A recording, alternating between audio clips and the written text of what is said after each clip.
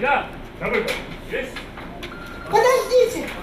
Подождите, куда вы? Вы же не доели! Тот холодный февральский день 1944 года стал самой тяжелой датой в истории нашего народа. Депортация в Среднюю Азию и Казахстан на 13 долгих лет. Все тяготы и лишения спецпереселенцев через историю одной семьи передают актеры Русского музыкально-драматического театра. Нина Георгиевна, мы исполняем указ Президиума Верховного Совета СССР о выселении ингушского народа.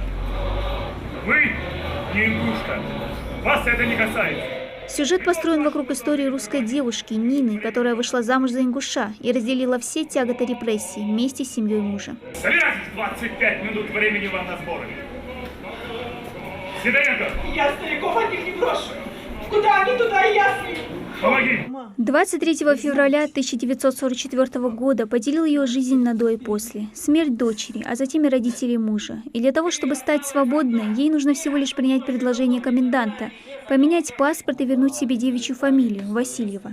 И будешь ты с этим новым, чистым паспортом, вольная, как все мы.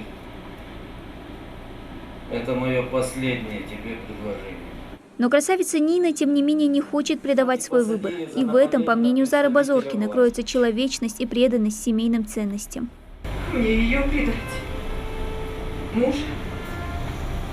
Все на ваш чистый паспорт поменять. Считаю, только очень мужественные люди, мужественная женщина может пойти на такое.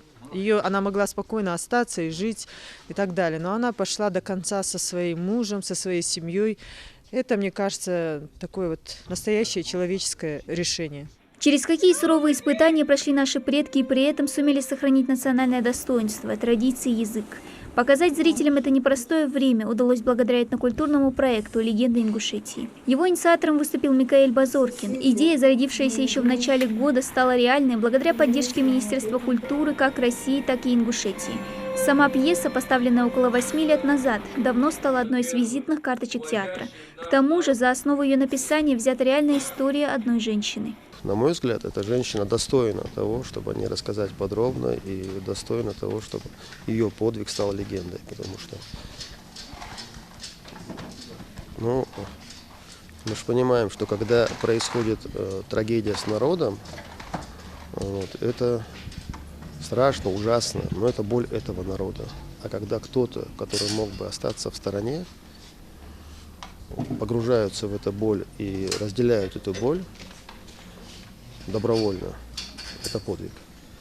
И о таких подвигах забывать нельзя. Декорацией артистам служит средневековая архитектура и природа Жейрахского района.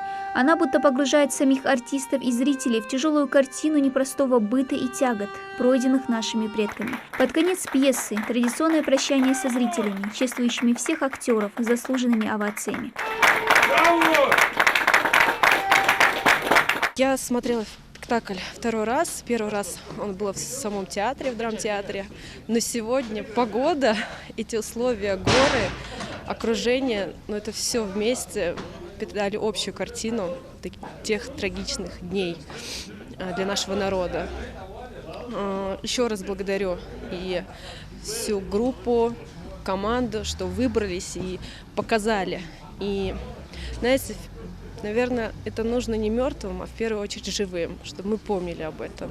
Проект «Легенда Ингушетии» посвящен Году театра в России. Идея, как надеется автор, продолжится и дальше. В будущем его планируют преобразовать в этнокультурный фестиваль, на который будут приглашать и другие регионы Северного Кавказа. Дана Плеева, Новости 24.